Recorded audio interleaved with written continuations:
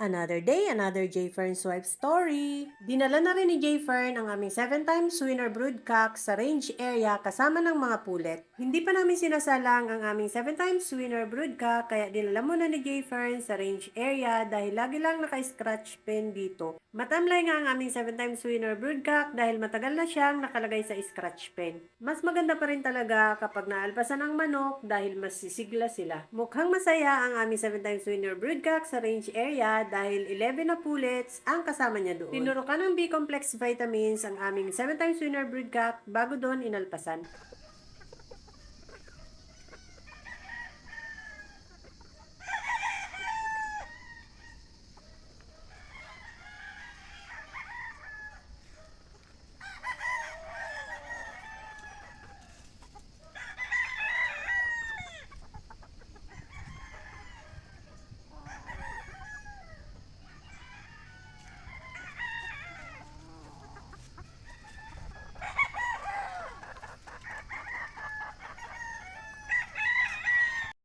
Dito naman sa kabilang range area ay magugulo ang mga manok dahil madami na sila dito. Medyo maaga pa pero gutom na ang mga manok kaya sinabugan muna ni J. Fern ng crack corn. Nasanay kasi ang mga yan na lagi kong sinasabugan ng crack corn kapag tanghali. Nagkagulo sila ngayon dahil nakikisali sa kanila ang mga baby stag. Madaling lumaki ang mga manok sa range area dahil na-exercise sila. Malawak ang takbuhan nila at nakakakain pa sila ng mga damo at mga insekto.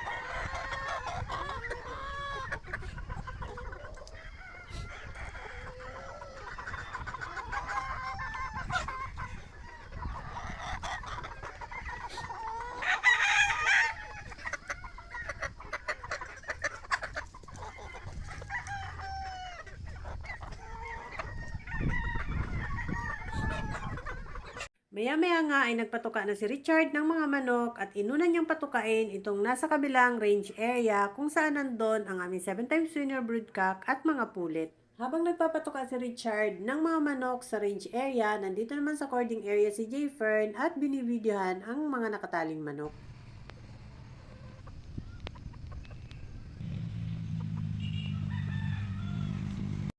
Pagkatapos ay lumipat naman sa kabilang range area si Richard para patukain ang mga baby stag at cockerels. Pangalawang araw na ng mga cockerels at baby pullets na inalpasan namin sa range area at mukhang nakakagala na sila sa kabilang lote. Dinala na ni Richard sa kabilang lote ang lahat ng kanilang pakainan at nagpuntahan na nga sila lahat doon nung nilagyan na ni Richard ng patuka.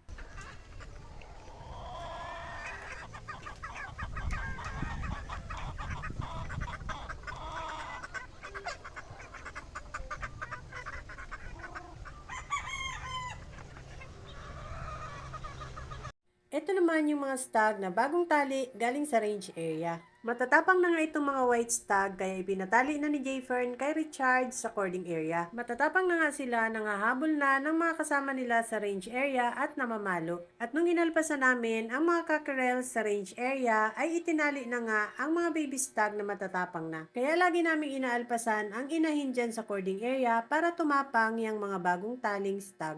Pagkatapos ng magpatuka ni Richard sa range area, ay dito naman siya sa cording area nagpatuka. Kakagrass cutter lang dyan ni Richard nung 1 linggo sa cording area pero makapal na ulit ang mga damo ngayon. Ulan-init nga ngayong mga nakaraang araw kaya maganda ang mga sibol ng damo. Baka after 2 weeks ay mag-grass cutter na ulit si Richard.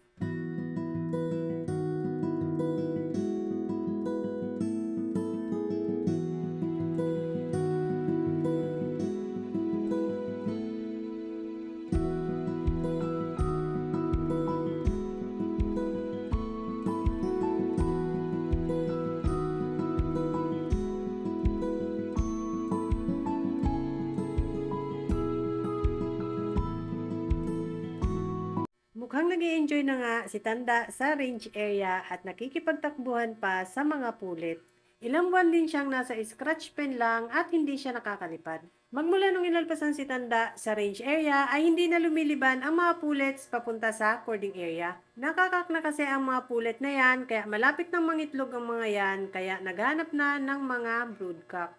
Ito na yung mga stag na unang itinali sa cording area na galing sa range. Mabilis nga silang lumaki at mayayabang na. Papadilim na nga kaya naghahaponan na ang mga stag sa kanilang mga tipi. Ito namang mga alpas na cockerels ay sinasaid ang kanilang patukaan. Bago nga humapon ang mga yan ay kailangang busog na busog sila para hindi sila magutom ng magdamag. Medyo nasasanay na silang magkakasama ang mga pulet at itong mga cockerels. Nakikisalo na ang mga baby pullets sa mga cockerels.